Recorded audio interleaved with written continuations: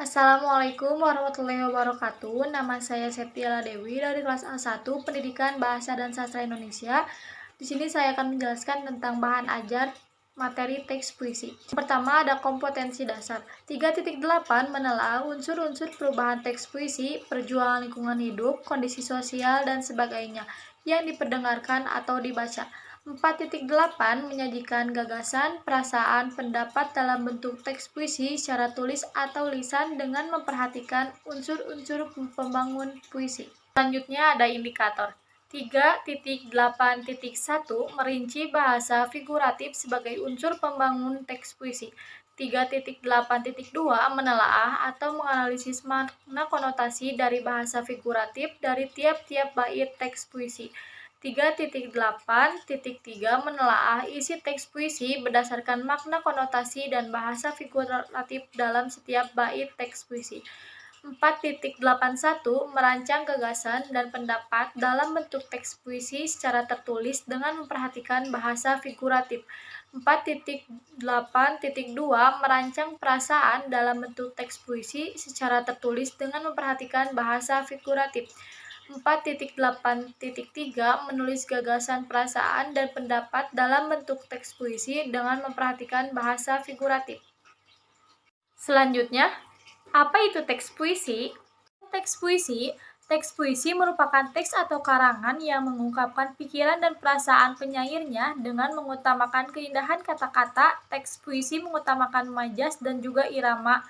Majas figurative language adalah bahasa kias yang dipergunakan untuk menciptakan kesan tertentu bagi penyimak atau pembacanya.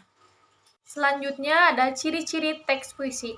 Poin pertama, tersusun atas kumpulan kata dalam bentuk baris. Poin kedua, tiap baris tersebut terkumpul menjadi beberapa bagian. Poin ketiga, pada tiap baris terakhir berbunyi kata vokal, namun terkadang berupa huruf konsonan. Poin keempat, baris terakhir bunyi vokalnya merupakan kata teratur. Poin 5, banyak menggunakan majas yang bermakna kiasan. Poin terakhir, terikat oleh rima dan irama. Selanjutnya ada struktur teks puisi.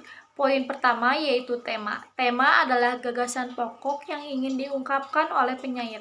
Tema biasanya tersirat dalam keseluruhan isi puisi.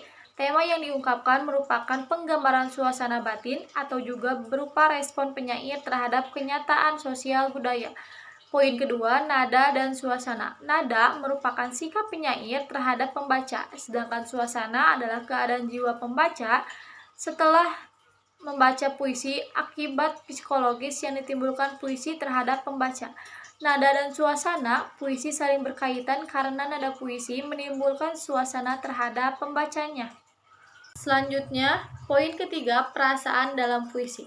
Puisi mengungkapkan perasaan dari penyair. Jika penyair hendak mengungkapkan keindahan alam, maka sebagai sarana ekspresi, ia akan mengungkapkan imaji-imaji, majas, serta diksi yang mewakili makna tentang keindahan alam. Poin keempat, amanat. Amanat merupakan suatu pesan yang ingin disampaikan penyair dalam puisinya. Pesan tersebut dihadirkan dalam ungkapan yang tersembunyi. Amanat akan selaras dengan tema dari puisi tersebut. Poin terakhir yaitu diksi. Diksi merupakan suatu bentuk pemilihan kata oleh seorang penyair untuk mendapatkan efek yang sesuai dengan keinginannya. Pemilihan diksi pada puisi sangat berpengaruh dengan makna yang ingin disampaikan oleh penyair. Selanjutnya ada kaidah kebahasaan teks puisi.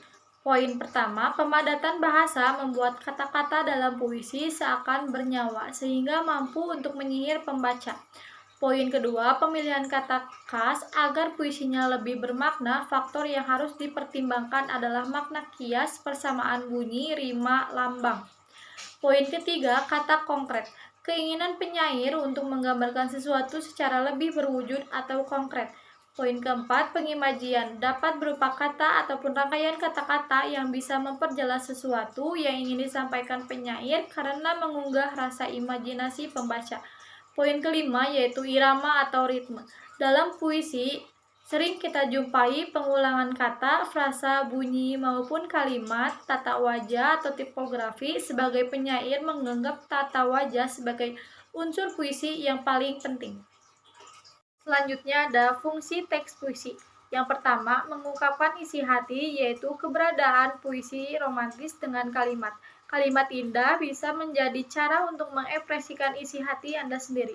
Kedua, media untuk menyampaikan kritik dan keresahan setiap individu.